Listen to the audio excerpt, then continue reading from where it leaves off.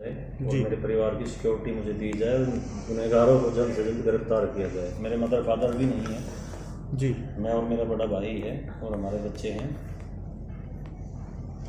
लेकिन मुझे वहाँ से कोई किसी प्रकार की सांत्वना ना मिली और मैं वहाँ से निराश होकर ही लौटा। आपने कहा कि आप आर्म्स लाइसेंस के लिए अप्लाई कर रहे हैं, तो उसके बारे में क्या कहा उन्होंने?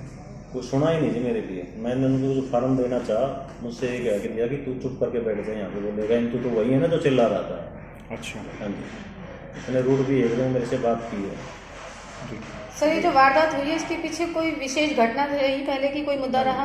जी जी जी। तो थोड़ा प्रकाश डालेंगे। जिस जमीन पर अभी हम जहाँ ऑफिस में बैठे हैं, ये लगभग 3 एकड़ लैंड है, जो कि निकॉन स्टीयरिंग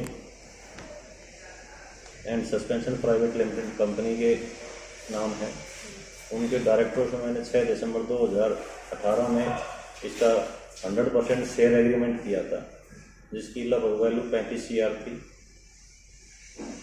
और उसका एग्रीमेंट करने के बाद मैं लगभग उनको 8-9 करोड़ रुपये दे भी चुका, जो कि वाइट से गए हुए हैं। 8 करोड़ 85 लाख रुपए, जिसमें 6-25 मेरे अकाउंट से गए थे, 2 करोड़ 60 लाख रुपये मेरे पार्टनर राजवीर के अकाउंट से गए थे। सर, ये हादसे से पहले कोई आपको क्या सर हादसे से पहले कोई आपको चेतावनी दी जाती जी, थी? मेरे पास लगभग 30-35 आदमी आज 14 अक्टूबर को मेरे पास आए थे जी। 7 गाड़ियां भर के, जिसकी मैंने कंप्लेंट CP साहब को भी दी थी विद पेन ड्राइव, DCP साहब को भी दी थी, ACP साहब को और SHO साहब को। उस पर भी कोई कार्रवाई ना करते हुए, और मैंने इन लोगों के खिलाफ 156(3) के तहत पुलिस ने मेरी किसी कंप्लेंट में मुकदमा दर्ज नहीं किया, तो मैंने मुकदमा दर्ज अपना गुड़गांव न्यायालय से इनके विरुद्ध करवाया, जिसमें आदेश दिए गए कि 420 और 120 की धारा इन पर लगाई जाए। इसके अलावा जो भी धाराएं बनती हैं वो इनके ऊपर लगाई जाए। उस मुकदमे को दर्ज करने के को भी आज 4 महीने हो चुके, उस पर भी कोई कार्रवाई ना होते हुए मैंने हाई कोर्ट न्यायालय में अपनी गुहार लगाई कि भाई मेरी जांच एक उच्च अधिकारी से कराई जाए। उस पर इन CP साहब ने मेरी जो फाइल थी इकोनॉमिक सेल में डाल दी। लगभग 20-25 दिन हो चुके हैं, उस पर भी अभी तक मेरे पास कोई इन्फॉर्मेशन नहीं है कि मेरी जांच कौन अधिकारी कर रहा है। सर, क्या ऐसा माना जा सकता है कि आपकी इस गुहार से बौखलाकर ये वारदात हुई है? जी, इनके ऊपर इन लोगों ने मेरे साथ तो धोखा किया ही है, जमीन के लैंडलॉर्ड ने, और जो मेरे पार्टनर थे या जो मेरे पास काम करने वाले थे।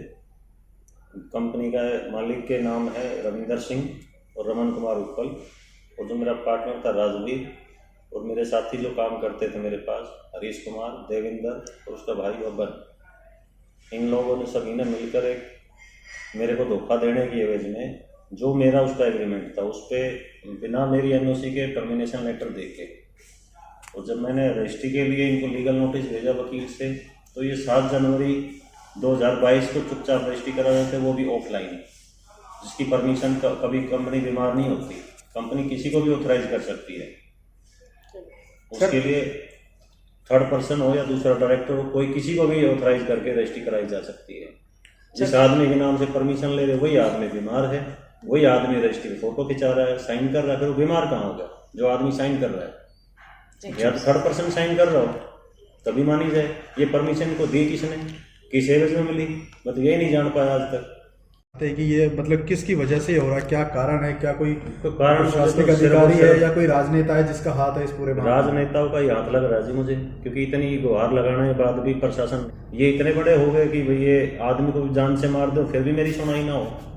मुझे धमकियाँ भी मिल रही है, जान से भी मारने की कोशिश कर दी, मेरे भाई को गोली मार गया, अभी भी जाते जाते कह के गए हैं कि तुझे और मारेंगे, तुझे भी नहीं छोड़ेंगे। सर, सूत्रों के मुताबिक पता लगा कि आपकी मेरी गाड़ी का जिस दिन हमला हुआ है उस दिन भी मैं अपने भाई को मिलने गया, तो रात को मेरी गाड़ी का पीछा कर रही थी एक गाड़ी। मैं वापसी आया तब भी एक बलेनो ग्रे कलर की गाड़ी मेरा पीछा कर रही थी। तब मैंने वापसी आके 11 बजे ACP साहब से गुहार लगाई कि सर मुझे सुरक्षा प्रदान की जाए। मेरे ऑफिस पे कोई सुरक्षा गार्ड नहीं है, भाई के पास कोई सुरक्षा गार्ड नहीं है। तो अभी सर कोई प्रशासन द्वारा 11:30 बजे सुरक्षा प्रदान की गई, लेकिन वो भी नहीं आते। मैंने फिर अगले दिन SHO साहब को फिर रिक्वेस्ट की। SHO साहब ने अपने पर्सनल बेस पे मुझे आर्म वाले सिपाही दिए गए, 2 मेरे ऑफिस पे रहते हैं, एक मेरे ट्रैवलिंग के लिए मिला मुझे, और 2 सिपाही हॉस्पिटल मेरे भाई की सुरक्षा के लिए थे। कि किसी अधिकारी के ऑर्डर से मैं आपको नहीं दे रहा हूँ, आप मुझे लिख के दो, या अधिकारी को लिख के देने गया सुरक्षा के लिए, अधिकारी ने मुझे भगा दिया। आप सर अब क्या चाहते हैं सरकार से? और मैं तो यही चाहता हूँ कि जो गुनहगार बाहर घूम रहे हैं मुझे जान से मारने की धमकी देके गए, मेरे परिवार पे अटैक कर सकते हैं, मुझे सबसे पहले उनको अरेस्ट करो। इसमें सीआईए मेरी मदद कर रही है, जो पूरी कार्रवाई कर रही है अपनी तरफ से, उनके घरों में छापेमारी भी कर रही है, उनका फ़ोन भी ट्रैकिंग कर रही है, उनकी लोकेशन भी शायद आगरा मिली है जो मुझे पता लगा है। सीआईए की तरफ से मुझे कोई नाराज़गी नहीं है, बहुत अच्छा काम कर रही है, लेकिन मुझे थाना राजेंद्र पार्क से बहुत नाराज़गी थी क्योंकि लैंड पे कार्रवाई नहीं की, इसीलिए मैं मुझे कोर्ट जाना पड़ा। कोर्ट में इनके खिलाफ मुकदमा दर्ज हुआ है, हाई कोर्ट में मैंने अपना आर्बिट्रेशन का डाला हुआ है, जो कंपनी में इनके में शेयर के पैसे मैंने 9 करोड़ रुपये दे रखे हैं इनको। सर आपके एरिया के पार्षद या एमएलए के तरफ से कोई प्रतिक्रिया कुछ आया क्या? प्रतिक्रिया मेरे पास अभी तक एमएलए साहब का कोई फ़ोन नहीं आया है, ना कोई सहानुभूति के लिए आया है, ना पूछने के लिए आया है कि भैया आप मेरा नाम क्यों ले रहे हो, क्योंकि ये हरीश कुमार उसी के परिवार से बिलोंग करता है, इसलिए मुझे लगता है कि राकेश कुमार जी की सपोर्ट से ये सारे कार्रवाई हो रही है। ठीक है सर, धन्यवाद। धन्यवाद सर। जी।